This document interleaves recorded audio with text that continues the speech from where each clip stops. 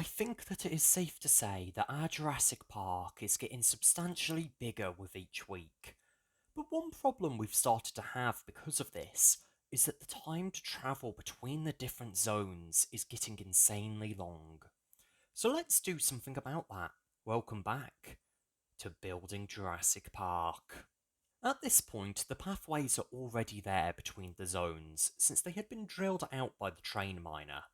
However, they were still just the basic Minecraft tracks, which, in all honesty, aren't really very fast. So I plan to change that by swapping them out for electric tracks, which would be able to power the trains themselves and would offer a far faster rate of travel than the standard Minecraft ones. Making these modded tracks, though, is an insanely slow process, since with the basic track roller, you have to stay in the menu and manually roll them yourself, which is a colossal investment of time. Luckily, there is the metal roller, which can do it automatically, but it needs brass plates to be built. I thought that this would be insanely easy, but what I never realised was that you can't just hammer the brass into plates like you can with other metals, but instead need to make a specialist machine. Remember when I said I left room for expansion when I did up the factory? Well, it is time to use that. I built a small corridor leading into another decently sized room, which kept the same design as the previous one, while still having potential areas that could be used for expansion. Something pretty funny is that I spent admittedly way too long trying to figure out why this pressing machine wasn't being made. Turns out that I had just built it wrong, but I was so convinced that I had built it correctly, I just never noticed.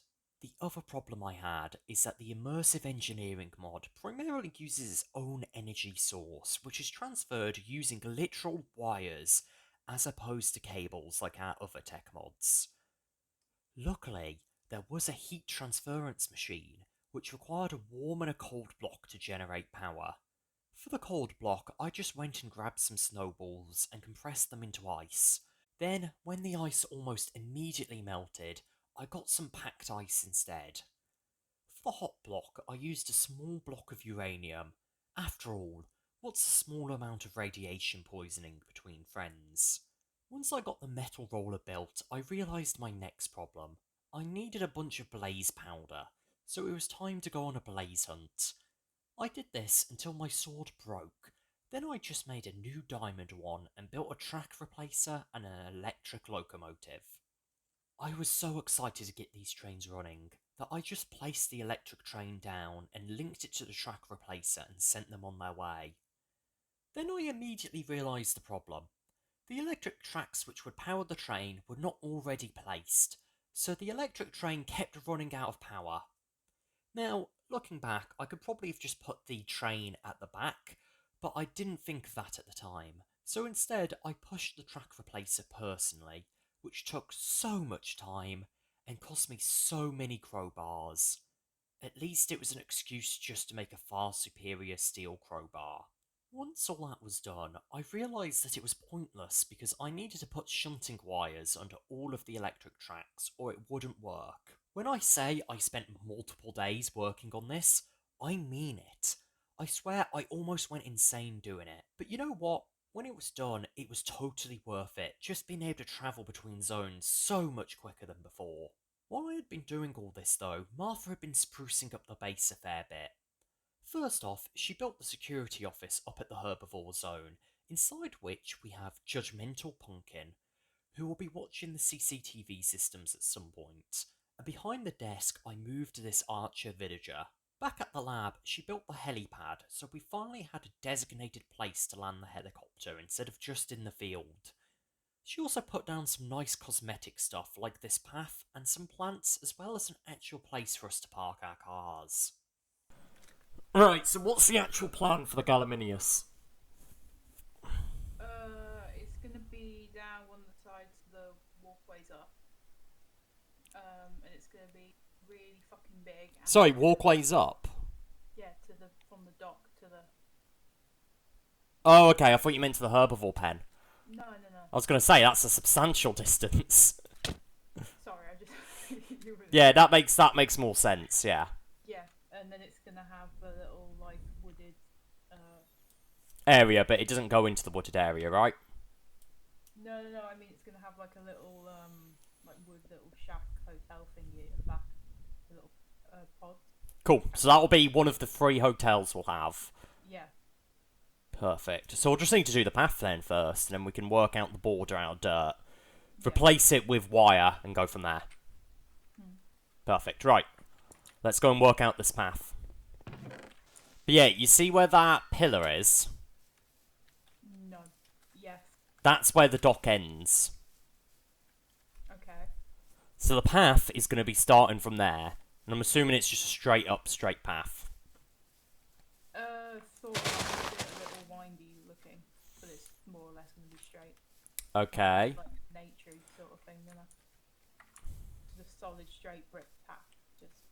Yep. And then I'm thinking about here is where it ends to the town. Mhm.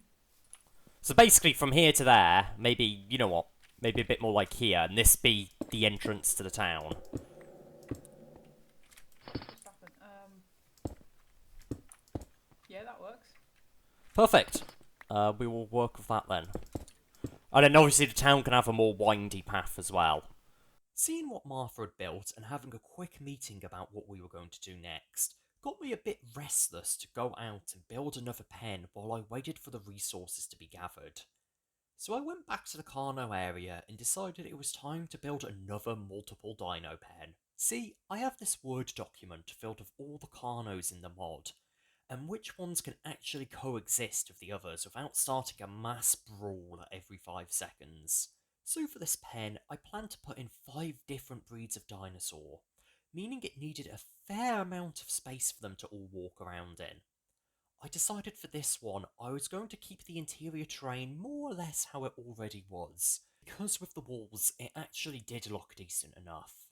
I also added this small cave with a gravel floor because, well, I thought it would be cool. That's the only real reason that I have. With that built, I jumped straight into building the Gallimimus pen. While I was getting all the iron together to make the fence base, I met Terry for the first time. No idea where he came from, but I'm assuming Martha put him there. After being very confused, I started placing all of the fence bases. Now, because Gallimimus aren't exactly the deadliest of dinosaurs, I decided there was no point whatsoever in electrifying the fences. After all, what's the chances they are going to kill anyone? Once I put the bases down, I put the fence posts in as well. And then it was time for the overly repetitive task of placing down the wires. Honestly, the wand was a massive help in speeding up this process. A quick gate installation later, and it was time to put down the Gallimimus.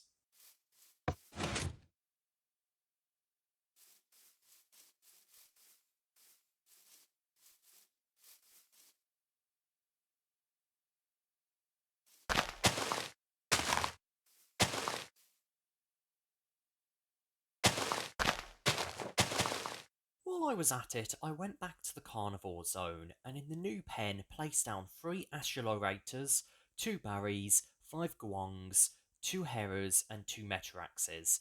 Once again, yes, I know I messed up all of those names. Once the dinos were placed, I jumped around the back of the Carno pens and started to build the back rooms of it. For the lower level, I built this maintenance area that has access to all of the pens and access to the raptor control rooms. Above this, I built a much nicer indoor walkway.